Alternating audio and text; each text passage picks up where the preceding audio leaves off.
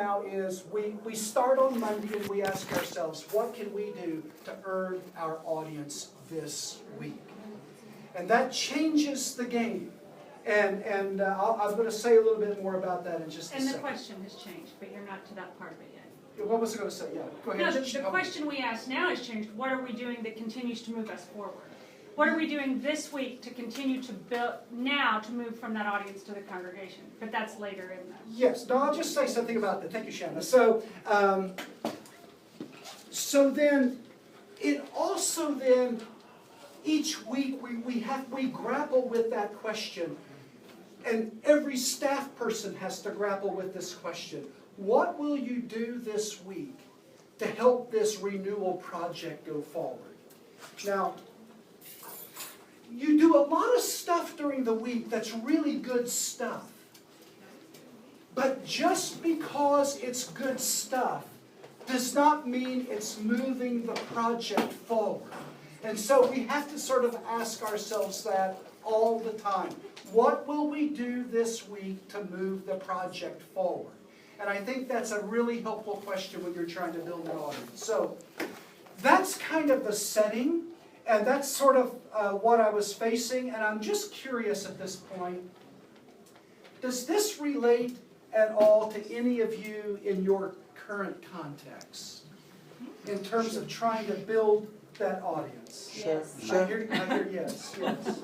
Okay, so we're not alone there. No. And, the truth is, I was born in 1956, and I was born and came of age truly in the golden age of American Protestantism. And I've also now seen this severe tailspin of decline in American Protestantism. And so growing up, I grew up in a small town. There was a church, the Baptists were on that corner, the Methodists were on that corner, the Presbyterians were on that corner, and the Christian Church, Disciples of Christ, was on that corner. We went to the Disciples Church, and you just went to church. Those days are gone now. And so now we have to figure out how to build audience. So what I want to do now is kind of share with you some things that have been really helpful to us that might be helpful to you.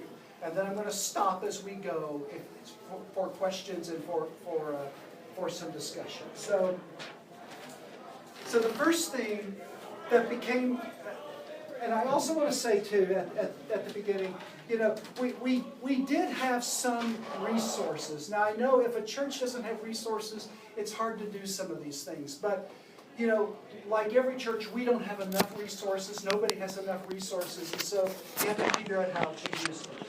And so one of the things that became really key for us had to do with communications. And let me just kind of illustrate this in two different ways. First of all, the first hire that I made when I came to First Church, the very first hire, was that I hired a director of communications. That was more important than an associate minister, no offense. No, it was more important than a business manager. It was more important than a church secretary. It was more important than anything. We needed a director of communications. Now, I want to just show you something. I don't have enough for everybody, of course, but I'm going to pass some things around. Here, you can. So, this is the worship bulletin. On like a few Sundays after my first, the next month, and my second month, okay? This is the worship bulletin, and this was the communication strategy. We did this worship bulletin that the minister wrote, the minister's column, right? From the study, personally speaking, and any other goofy title you make up. So you do your minister's thing. Careful, you may be stepping on toes there. Well, I'm going home. It doesn't matter. And then we had the order of service. Then we had a few announcements. And we had to get this done 3 weeks ahead of time to get to the printer to print, mailed out to the congregation, and then they got the very same thing on Sunday morning. So take a look at that beautiful piece of printing. We'll just kind of pass these around and you can see. I want you to notice the 1950s clip art. on the inside. And I mean, at least it wasn't mimeographed, okay? I'll say that. But that was the communication that we did. And again, I just want to be really clear. I'm not putting down the people who did this because there were some really sincere, genuine people who did this. But this looks like nothing connected to the 21st century. Nothing. And so I knew immediately that the first thing I needed to do was to put the church back on the map. And that's the thing about building an audience.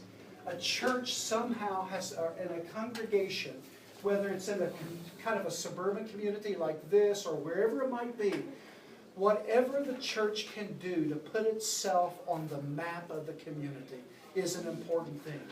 This church used to be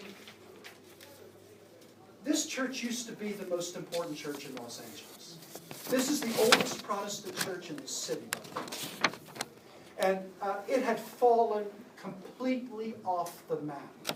And so part of what you have to do to build an audience is to find a way to create some visibility. And that makes communication. So I did that hire of a director of communications.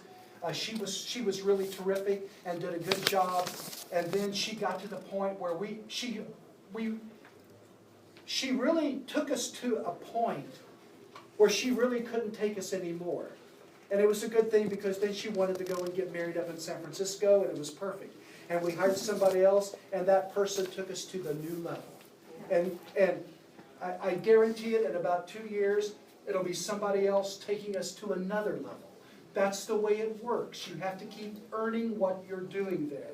So we hired a director of communications, and we also completely redid the website.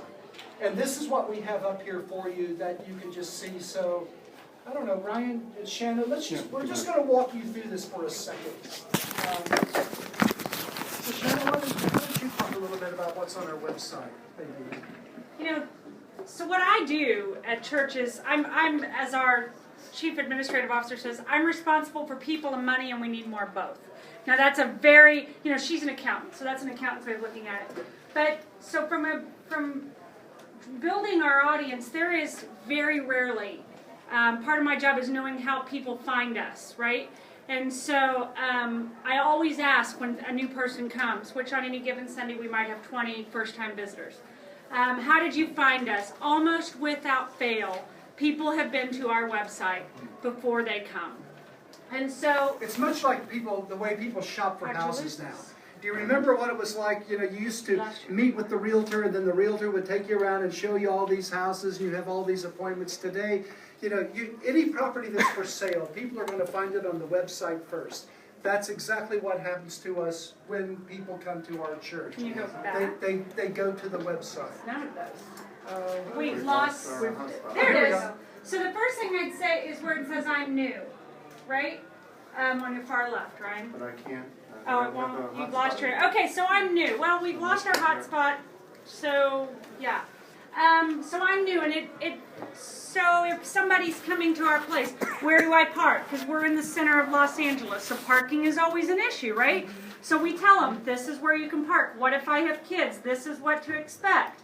If you think of what else, like off the top of my head, is on there. So that's the first place we want people to go. And a lot of times, and we update this every week.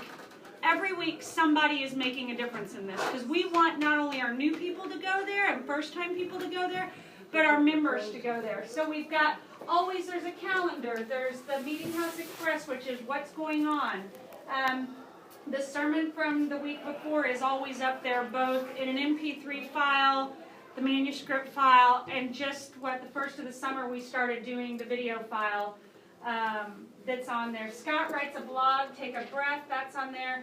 There's a link. We have a pre-K through 12th grade school that we share a campus with. It's a division of the church, and that's on there. So all of those every week are on there. Stuff that's going on, the calendar, the music, the about us, who to call. So if you're looking for somebody, where to find. But the I'm new is one of the biggest things. And then finding the sermons easily is big for people. People sharing that MP3 file, or downloading that to say, did Scott really say what I think he really said in that sermon? So all of those things, but that this, we drive everybody to the website constantly. Which was a different sort of iteration for us, because when websites first started in churches, like, when I was at University Christian Church, we kind of started our website there, right? And basically you had a website that people would go to and get kind of a picture of the church and maybe a meet the minister and a paragraph explanation about the congregation. More and more now, we came to understand that the website was like walking through our doors. And in fact, this is the first door that people walk through. And it became a very important thing. And so I know it costs money. I know it takes technology to do it. But what we're finding, at least in an urban area, there's really not one person who comes to our church on a Sunday morning that hasn't been here first. They've not only been through the website, they've probably listened to 2 or 3 different sermons by the time they arrive, and that's sort of what happens for us. The other piece of this, and then I'm going to stop and I'll answer some questions, is that we also made some hard decisions about what we would not do. And by the way, doing what we've always done is not a strategy, okay? A strategy is, if we're going to build an audience, we're going to have to make choices. And so we started making some hard choices about printed materials and also about the website. Now, I'm going to go ahead and circulate this. I tried to put together just a little packet. I'll start one up here and maybe take that one in the back, okay? So part of what we said we had to do is that we had to get some, and you can kind of take all of that out and just spread it out, it's fine. We had to bring our printed materials back to life. And so we decided if we were going to have printed materials, that they were going to really look good. And if they're not going to look good, we're not going to do them. And so interestingly enough, the more we go to our website, the fewer printed things that we have. And so like a big thing, for example, we quit mailing the weekly newsletter. Except to a handful of people. Except to a handful of people who insisted on getting it, And so we just said, from now on, we're going to post something weekly. And then we took the weekly newsletter and we turned it into a monthly. And then we decided that's still too much printing. Then we took the monthly and we turned that into 4 issues a year that we do. Fall, winter, spring, summer, and they're more like a magazine format that you can kind of see. That's what we call the meeting house, by the way. It's congregation. That looks like so that one. It looks something like that. Yeah. That's for the fall. Yeah, so part of what we've then tried to do is to do fewer printed materials, driving people more and more on a weekly, daily basis to the website. And by the way, this is actually updated almost daily. Every other day, somebody's updating this, okay? And so that's been kind of a strategic decision for us. Some have not liked that. I mean, you just need to know. Some have not liked that. Criticism like, well, we like the way the meeting house always used to be. Fine, I understand that. Also, they look at what we're doing now. Look at all that money going into, they didn't want us to use color in our printing, right? And so, okay, I understand that. But if we're going to print something, it has to look alive. Because we're not going to be alive as a congregation unless we start looking alive and presenting ourselves alive to the community. And then the other thing that we did, we started doing fewer printed materials and more to this. So that became an important part of our strategy. The other thing that this is just like a little thing, but it's a change, When I started getting technological 10 or 15 years ago, I did this little column once a week that I sent out on a Monday morning to people. I forget what I called it. It was something. And now, with Facebook and everything else, now it's not like I'm writing sort of the little mini sermon that ministers tend to write, okay? Instead, now I'm realizing, what I'm doing is I might send out a little blog post on my Pick a Breath blog, and it could be one paragraph. It could be a photo. It could be, sometimes it's a little bit longer, but not often. And it's because you begin to realize people need these sort of quick hits of church, and they need these quick hits of inspiration. And so that's part of what we did in terms of our strategy. The other thing that became very big for us, I don't know, again, this worked for us in our setting, but we made a decision to do a major kind of advertising campaign. And we tried a couple of things, like the old school thing was, well, you got to take out an ad in the Los Angeles Times. Do you know what an ad costs in the Los Angeles Times? It's stunning. And did you know that nobody really reads the LA Times anymore? I mean, it's like, Not in the paper. Yeah, not in the paper. And so it's like, okay, that strategy was not working for us, okay? And so what we were able to do, and this single-handedly has helped us turn things around. It's behind you. We entered into a partnership with NPR. And we did this citywide, Southern California-wide NPR advertising campaign. And so you can't really advertise on NPR. What they can do, though, is that they can announce upcoming activities. And so we can't say, for example, like in 2 weeks, we'll be doing, we're doing this Trilog event that we'll do on the first Sunday of November. Well, we can't take out an ad on NPR. Oh, you should come to our Trilog event hosted by Pat Morrison, and you'll get to hear a Jewish rabbi, an Islamic imam, and a Christian minister. Sounds like a joke, right? They all went to a bar. But you can't do that. But what you can say is something like, First Congregational Church of Los Angeles looks forward to celebrating their annual Trilog event, and you have to put it in a declarative way, not an inviting way. This, again, became a big thing for us. And so what we did, does anybody ever listen to the show, Wait, Wait, Don't Tell Me? Okay. We became one of their sponsors. And so as one of their sponsors, every week we're mentioned on that show, Wait, Wait, Don't Tell Me. And then also we were able then to buy a certain number of spots that we could use throughout the year. And so what we did, we decided, okay, what Sundays do we think we have the best chance of getting somebody new through the door? Like, for example, tomorrow is going to be a big Sunday. We're going to be ending the celebration of the Los Angeles Bach Festival. Our choir and a chamber orchestra will be doing the Magnificat. It'll be great. That person's warming up for tomorrow. But next week, we don't really have anything quote-unquote special. It's more of an ordinary Sunday. So this week we're advertising on NPR. Next week we won't. We go through the year back in the summer and we figure out these are our weeks, these are our off weeks, our on weeks. And I can tell you that to a person, our first-time visitors have come because they've heard that in those NPR ads. And it's been amazing to us. Or they've seen the blog on the website. Yes.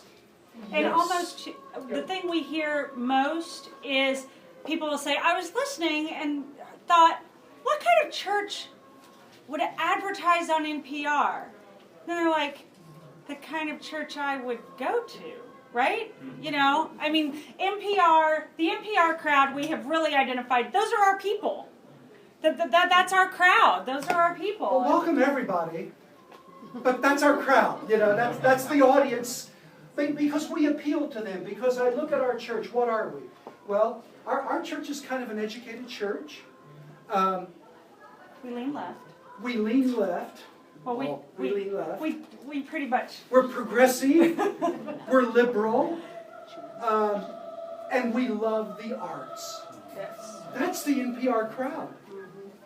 And so, like last night, we had a Bach festival. We did a laser light show with the Bach festival inside the sanctuary. That's it from last there's night. some from last night. Yes, there you go. And that was pretty cool. And we do some of these kinds of things in order to kind of create these sort of door-opening experiences. Now, one thing that I was going to recommend to you, and I had a few extras here. I have some of my books if you want to buy them, but I'm selling somebody else's, okay? This is a book that meant a lot to us as a staff a couple of years ago. It's by Gordon Draft, entitled "One Foot Planted in the Center, the Other Dangling Off the Edge," which is a terrible book title. But anyway, this is this guy who had a church in New York City. He was at Middle Collegiate Church. This church was just like our church, urban church, and it was on the ropes. And he said, I'm going to come in, I think we can do something good here. And so he started doing something good there. And that church is now especially noted for its use of the arts in all of their liturgy. But this book was a very helpful book. These are some extra copies. It was like $20. I'll sell them to you for $10 if you want a copy. Take one of these home with you. But it was really helpful because what he said when he got to the church, he realized that there were basically about 2 different doors that the people could come to the church through. And he said what we needed about 100 different doors for people to get to the church. And that's what we realized, is that we basically had one door that people could walk through at First Church 6 years ago. If you liked great organ music, you'll find our church. By the way, it's the home of the largest church pipe organ in the world. And so we sort of attracted, sort of the organ aficionados. Nuts. And they love it. I love it. But I knew that we had to have more going for us than simply we got the biggest church pipe organ in the world. Because the truth is, not that many people care. And so we needed other doors. And so that's part of what Gordon Draft helped us understand, I think, as And a you staff. can't just open that door at 11 o'clock on a Sunday morning. Right. And so on a Friday night with food trucks and jazz musicians and a little bit of wine, Yes. that goes a long way. Yeah, no offense, but wine always helps. Okay, so anyway, this became part of what we were doing. So all of this is just a way of saying that communications became a really important thing for us. I'm really rushing. Let me stop there and see if there are questions. Or it's like turning a fire hose on you, sorry. Yes. And all these activities that you are adding to Molecular Church Yes. involve a lot of connecting and researching the kind of people who make decisions. How much are you involved as the pastor in making these contacts to get all these guests and the artists and musicians into the congregation? I've been a part of everything. That's why I look as haggard as I do. It's because, again, what I realized, if you're in a more established place, you can sort of, you can kind of get lay people and they'll do this and let that committee do that. We really were not strong enough for that. And so we're getting stronger now. We're getting better now. But in the beginning, it was almost like you almost had to do, almost had to do everything to jumpstart it. And by the way, in my first couple of years, I thought, I'm doing everything. What's wrong with this picture? Gordon Draft said he had to do the very same thing at Middle Collegiate. He said one of the first things that he made a commitment to do, he said he made a commitment to be in the pulpit. I have to say, when I was at University Christian Church, by contract, I had to preach 35 Sundays a year. That's it. I did a bunch of other stuff, but that was it. I rarely take a Sunday now. And the reason why is because I've had to kind of be that presence and do this sort of thing to jumpstart it and bring it to life. Now, however, I am able to get away. I have these 2 great associates. They both like to preach. People like when they preach, and it's working really well. But, and then now what we've done, as we've built our staff, Ryan, for example, basically last night's program, Ryan and his staff were more focused on that. But the truth is, we're all sort of involved, even in the detail of it. Is that fair to say? Absolutely. Yes. We just can't, the details really matter. And we would rather do a few fewer things and really do them well than a bunch of things that don't go well. And so that was just really a commitment. And we know what our, it goes back to what Don and Susan were saying. We're real clear about what we're good at. Yes. I think we're real clear about what we're good at. And we do those things, and we do them really, really well. Yes. Really, really well. And that means, you know, we don't have judgment about what Scott can't do very well, because there's some things I just don't really do very well, but then Shannon does some of those things really well, and it's just, we can just tag team on that kind of thing. You were gonna So my question is about your website. Yeah. So when you guys first got it going, did you hire somebody to design it? And then do you hire somebody to maintain it, or once it was designed, was it set up so that you guys could do all the maintenance? Good question. So what we did in our case, we hired a director of communications, and she was very tech savvy, okay, and as well as, she had sort of come out of the USC, you know, she had come out of USC Film School, so she had a lot of the technical skills, but of course she was unemployed, and so, so she was very helpful in all of that. To start it, we actually had a very small shop, 2 guys, who worked with us. We did all of the design, they did the implementation, they got it up for us, and so that's good. Now what we actually have a part-time person. He's in the office, I think maybe 2 days a week, and basically, this guy's like a whiz, you know, he's just so good at this. He's the one, you know, he gets the sermon, he uploads it on a Monday morning, he takes care of all of that. So it does take some maintenance, and it takes some staff dollars. And we also have another part-time person, she does all of the print stuff.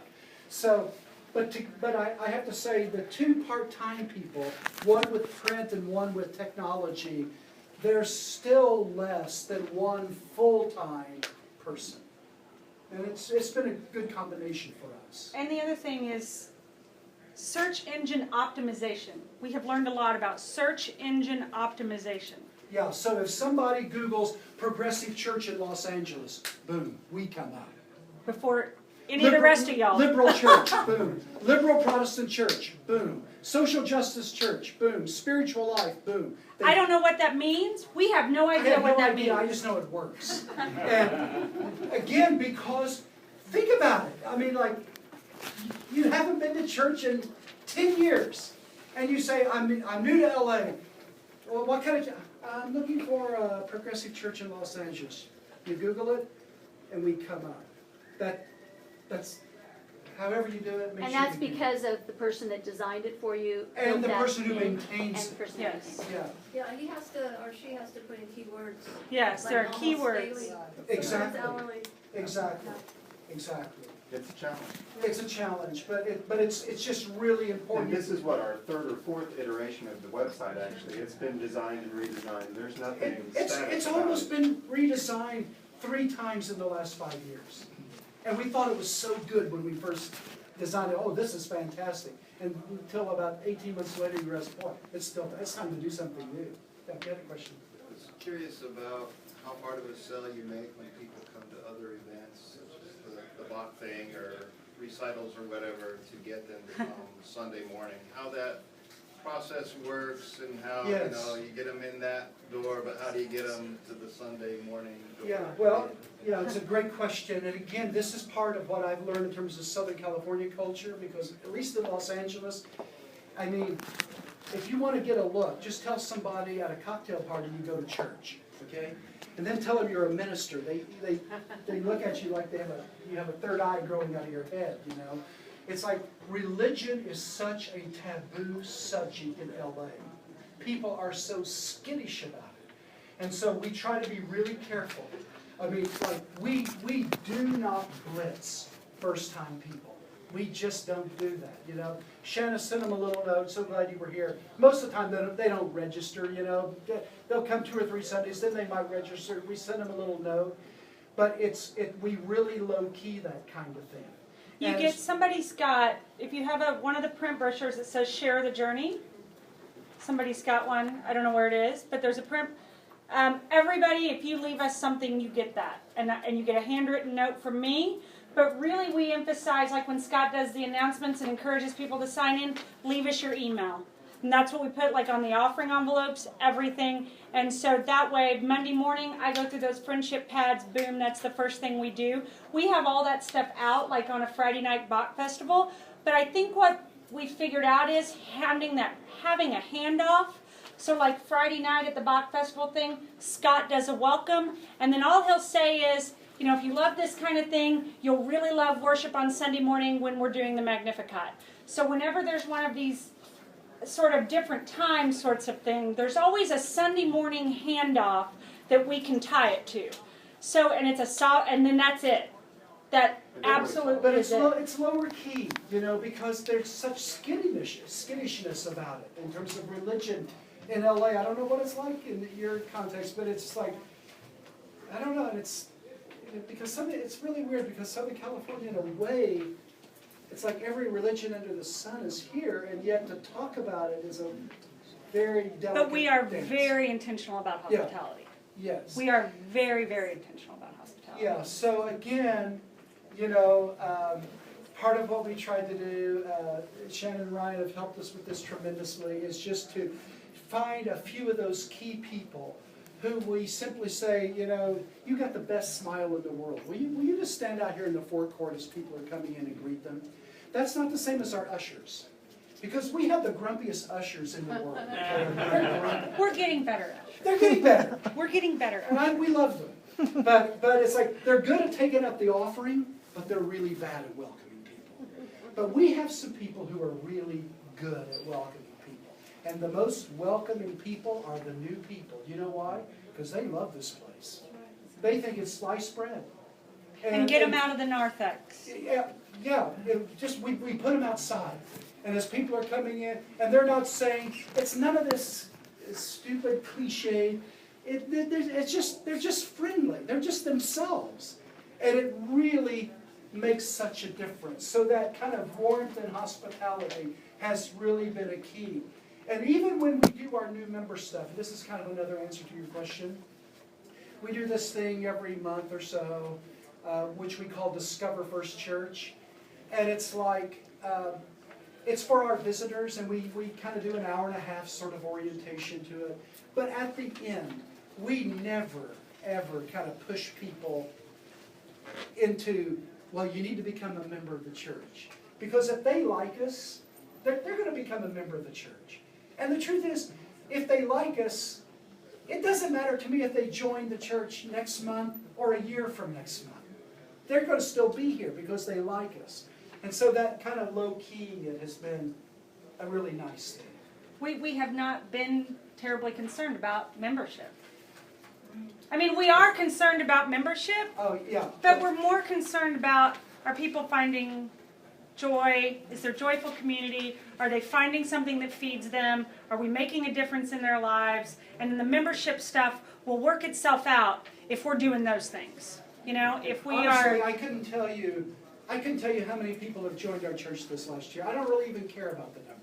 What I just care about, has your experience here been one of inspiration, spiritual enrichment? Has it brought joy to you? If it has, then God's doing the work through us. You got it. Yes.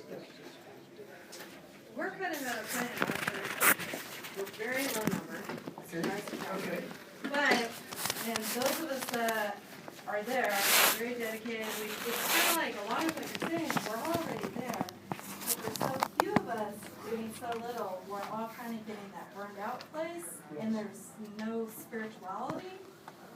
And my concern now is somebody's going to come in, yeah, we put on a great service, we've got wonderful music, we've really pushed the limits, but we're also spiritually exhausted Yes. just from getting this all going, and you know, and reaching out to the community and everything else. That is kind of like, so who wants to be there for this?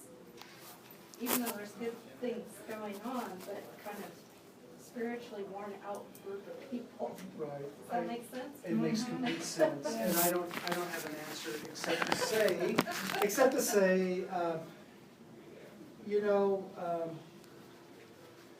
part of what we've done too is there have been certain things that we've not done, and we've let go of. And it's because they were such energy drains on us. And so, for example, like, this is like a little thing, but in our community it was kind of a big thing. For years the church did this midweek organ concert on Thursdays at noon.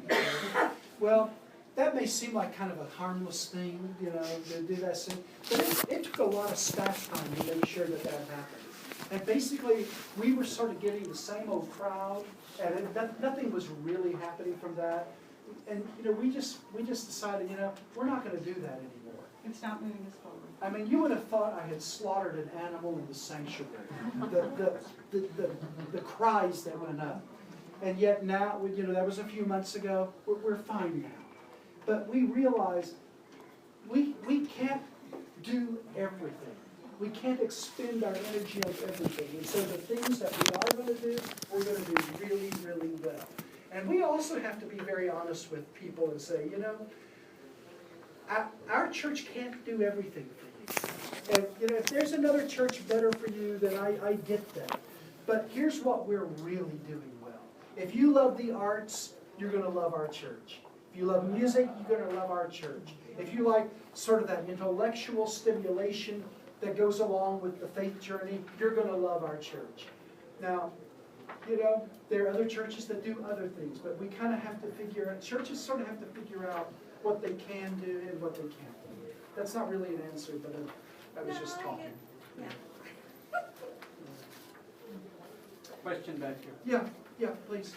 Do you ever serve like coffee for people who get to church first, or have food after church so Yes. people can This get is a great together? story. Thank you for asking that. And so here's again my memory. My memory of my first Sunday at the church. I mean, you know, the minister's first Sunday is supposed to be a big deal. Well, we proved that wrong. And so it's like there was a little table about this size set up in the forecourt of the church, which is this outside area that's about as big as a football field. This is a big church. There were about 10 people who stayed. Store-bought cookies. The plastic had been cut, but still kept in the package. And about 10 people stayed. I mean, it was so sad. It was just sad. And so, we've been trying to transform that. Now, we'll have a couple of hundred people stay. And we don't do store-bought cookies. We find people who sponsor the Coffee Fellowship. It costs them, what is it, $70, $50? $100. And you can sponsor the Coffee Fellowship in honor of someone or in memory of someone that you want to celebrate that day. And then we take that money and we actually have nice food. And we also have really good coffee. And you know, it's really turned into one of these things. And instead of doing it in the forecourt, where there were 10 people on the football field, we moved it inside to the Mayflower courtyard, which was a room about this, like about that. We sort of outgrew that. Then we decided to go out front to the school on our campus where the playground was. And guess what? The families and kids love it. Now, the kids still eat all the cookies, but they still love it, you know? And people will stay until 1:30. It'll stay an hour. I'm in my car going home and there's still people at the Coffee Fellowship. And so again, part of what has changed that has been not only how we're doing it, just trying to raise the quality of it, but it's also getting more people in the church who actually like the church. And it's getting people in the church to know each other. You can sit around over a cup of coffee. And getting them to know one another, Yeah, absolutely. That's important. And by the way, so now what we're trying to do, we're trying to take that group and we're trying to turn that audience into a congregation. That's workshop number 2, okay? And that's a really interesting thing. And it's as challenging as the first part. And the first part is never over, so you're always circling back, okay? But it's really gratifying and fun, pretty exciting. I know I need to stop here, yes? Yeah. You have a stunning sanctuary complex, I know. Yes. Beautiful. This is a curious question. Yes. Because this has happened in places where I've been in studying places. Yes. And people say, you know, you just need to put screens up and you need to have that out. And how do you respond and kind of work through that in a way that's diplomacy and understanding and. Now, I'm not that dumb to take the bait on that question. No, I'm kidding. That's a great question. And I want to tell you something. I thought about it today because I saw the screen and actually how it's in a frame, and they've tried to blend it with the architecture. I'm just telling you, it's hard to do that on a poured, concrete, Gothic cathedral that seats 1,000 people. That's right. So I have to say one of the real drawbacks that here we are in the middle of Hollywood and we don't get to use the visual arts in the service. So I haven't figured that one out yet. But part of what is drawing people, including people under 40, is that they work in Hollywood, they work in the industry, they work on the West Side, they look at a computer screen all day, they have all this stuff going all day, and at least the folks that are coming to our place, they don't want it. They want the quiet, they want the classical music. It's kind of weird. Being so low tech is working for us. I'm glad to hear that. It's really weird. And it's like, I mean, you know, like having the band today, they were so good. Like, I mean, I would be fired tomorrow if I had that band, you know?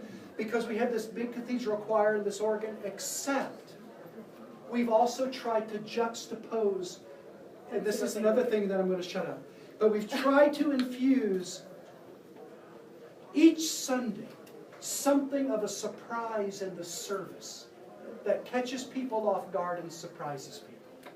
And so, on the one hand, our choir will sing this great high classical music. On the other hand, our choir will do a spiritual that will knock your socks off.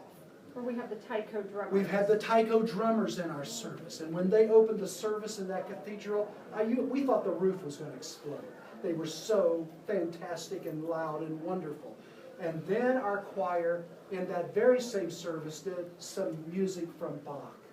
And so what we're finding that's really important is not so much traditional service or contemporary service or even blended service. What we know very clearly, we are a very traditional Protestant service. But we're going to have something in that service every week that surprises you. Splash of It's that splash of color. And people love it. And the truth is, they love the tradition even more when they have that splash of difference. So, we still don't have a screen up there, okay? All right. One more question, then we'll leave. Is Jonathan Talberg your choir director? Jonathan Talberg, who's at Long Beach State in the conservatory, he is our director of music. He's a Chapman graduate. And he is a Chapman He is graduate. a Chapman grad. He is. And I say to everybody, we have the best Jewish director of music in all of Christianity. And he's fantastic, yes. I'm sorry we didn't have more time for questions.